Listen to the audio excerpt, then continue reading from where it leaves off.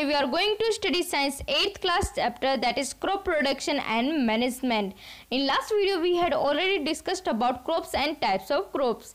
In this video we are going to study about basic practices of crop production in detail. So let's start the topic. Then what are the means of basic practices of crop production? The various tasks performed by a farmer to produce a good crop. Means farmer के द्वारा अच्छी फसल उत्पादन के लिए जो task perform किए जाते हैं उन्हीं को हमने क्या बोला है, basic practices. The various agriculture practices which are carried out are, first one is preparation of soil, second one is sowing, third one is adding manure and fertilizers, fourth one is irrigation, fifth one is removal of weeds, sixth one is harvesting and seventh last one is storage of food grains. तो चलिए अब हम इन topics को one by one discuss करते हैं. Then first one is preparation of soil. It is first step in crop production. Preparation of soil को हमने फर्स्ट स्टेप बोला है, वो किस लिए? क्योंकि सबसे पहले सोइल को ही रेडी किया जाता है जो हमारी नेक्स्ट प्रोसेसेस हैं उनके लिए. The soil is prepared for sowing the seeds of the crop by first step plugging by plug, second step leveling by leveler, third step manuring by adding manure in the soil. Soil को बीज बोने के लिए ready किया जाता है और इसको हम 3 स्टेप में रेडी करते हैं, जिसमें फर्स्ट स्टेप है प्लगिंग बाय प्लग. मीन्स हम सोइल को जोतते हैं किसकी हेल्प से? हल की हेल्प से. सेकेंड जो स्टेप है that is levelling by leveller. हम सोइल को लेवल में लेकर आते हैं किसकी हेल्प से? लेवलर की हेल्प से. जो थर्ड स्टेप है that is manuring by adding manure in the soil. Means हम सोइल में मैन्योर खाद डालते हैं जिसकी हेल्प से जो सोइल की फर्टिलिटी है वो क्या होती है? इंक्रीज होती है. फर्टिलिटी का मतलब क्या होता है कि यहाँ पर जो उसकी उत्पादन की जो शक्ति है, सोइल की जो उत्पादन शक्ति है वो क्या होती है? इंक्रीज होती है. जैसा कि आप डायग्राम में देख रहे हैं कि एक फार्मर है जो कि प्लग की हेल्प से सोइल को क्या कर रहा है? प्रिपेयर कर रहा है. Then second topic is sowing. इसको हिंदी में हम बोना या फिर बीजारोपण भी बोलते हैं. The process of putting seeds in the ground soil for growing crops plant is called sowing.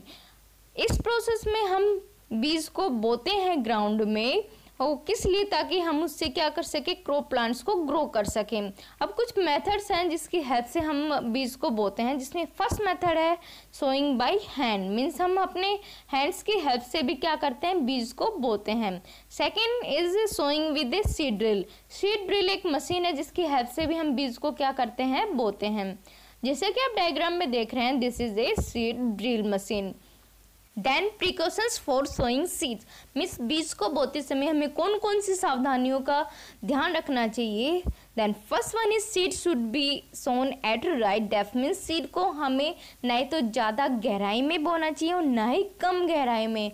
हमें इसको राइट डेप्थ पर ही क्या करना चाहिए? बोना चाहिए. The seed should be sown at right interval और स्पेसिंग. मीन्स जो सीड्स के बीच में जो डिस्टेंस होना चाहिए वो प्रॉपर होना चाहिए. मीन्स ना ही तो ज़्यादा गैप होना चाहिए और ना ही कम गैप होना चाहिए. Then third one is the seed should not be sown in dry soil and highly wet soil. Means seeds को हमें नहीं तो ज़्यादा ड्राई सोइल में और ना ही ज़्यादा वेट सोइल में बोना नहीं चाहिए. Then what the means of transplanting और ट्रांसप्लांटेशन. हिंदी में हम इसको रोपाई या फिर प्रतिरोपण भी बोलते हैं. The tiny plants called seedling, that is chillies tomato plants in nursery. Means जो छोटे छोटे जो पौधे होते हैं उनको हम सीडलिंग बोलते हैं या फिर पौध बोलते हैं. जैसा कि आप नर्सरी में देखते हैं चिलीज और टमाटोज की पौध जो हमें देखने को मिलती है उन्हीं को हम क्या बोलते हैं? सीडलिंग बोलते हैं. The process of transferring the seedling from nursery to main field by hand is called transplantation. Means nursery से हम उन सीडलिंग को, मीन्स उन पौध को एक मेन फील्ड में हम क्या करते हैं? अपने हाथ की हेल्प से या फिर अपने हैंड्स की हेल्प से क्या करते हैं? बोते हैं या फिर उगाते हैं. तो उस प्रोसेस को ही हमने क्या बोला है? ट्रांसप्लांटिंग या फिर ट्रांसप्लांटेशन. और हिंदी में हम इसको क्या बोलना है? रोपाई या फिर प्रतिरोपण. Then third step is adding manure and fertilizers. Why is it required? Means manures and fertilizers की जरूरत किस लिए पड़ी?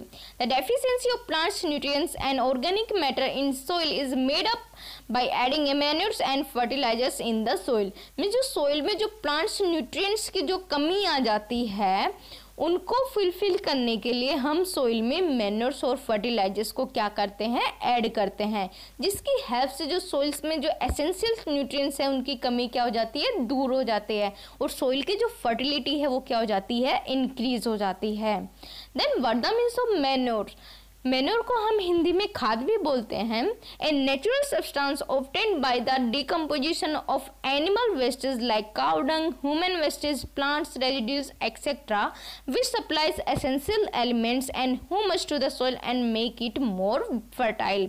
मीन्स वो नेचुरल सब्सटेंस जो एनिमल वेस्ट जैसे कि cow dung, human waste, plants residues के गलने सड़ने से बनता है, उसको हमने खाद बोला है, जो कि सोइल में एसेंशियल एलिमेंट्स और ह्यूमस को ऐड करता है और जिसके कारण जो सोइल की फर्टिलिटी है वो क्या होती है, इंक्रीज होती है। Then what the means of fertilizers. Fertilizers को हिंदी में उर्वरक भी बोला जाता है और ये केमिकल प्रोसेस के द्वारा तैयार किए जाते हैं। A chemical fertilizer is a salt or an organic compound containing the necessary plants nutrients like nitrogen, phosphorus और potassium to make soil more fertile। जो fertilizers हैं वो केमिकली साल्ट है, इसको हम ऑर्गेनिक कंपाउंड भी बोल सकते हैं, जो कि जो प्लांट्स के लिए जो एसेंशियल न्यूट्रिएंट्स है जैसे कि नाइट्रोजन, फोस्फोरस, पोटेशियम, उनको सोइल में क्या करता है, ऐड करता है, जिसके कारण जो सोइल की फर्टिलिटी है वो क्या हो जाती है, इंक्रीज हो जाती है। अगर हम एग्जांपल्स की बात करें तो that urea, ammonium sulphate, NPK, N stand for nitrogen, P stand for phosphorus, K stand for potassium, etc. are the examples of fertilizers. Then what the means of crop rotation? Crop rotation का मतलब क्या होता है?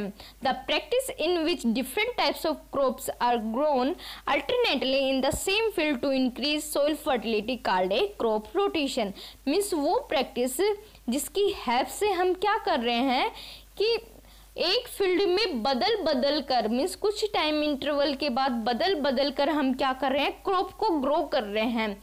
वो किस लिए कर रहे हैं, ताकि जो सोइल की फर्टिलिटी है वो क्या हो जाए, इंक्रीज हो जाए। ऐसा किस लिए होता है कि कई बार ऐसा होता है कि हम कंटिन्यू अगर एक टाइप की ही क्रॉप ग्रो करते जाएंगे तो जो सोइल की जो एसेंशियल न्यूट्रिएंट्स है उनमें क्या हो जाएगी, कमी आ जाएगी, और जिसके कारण सोइल की फर्टिलिटी क्या हो जाएगी, कम हो जाएगी। इसलिए हम क्या करते हैं कि हर टाइम इंटरवल के बाद हम क्रॉप को बदलते हैं, means different kinds of crop का हम क्या करते हैं, यूज करते हैं ग्रो करने के लिए।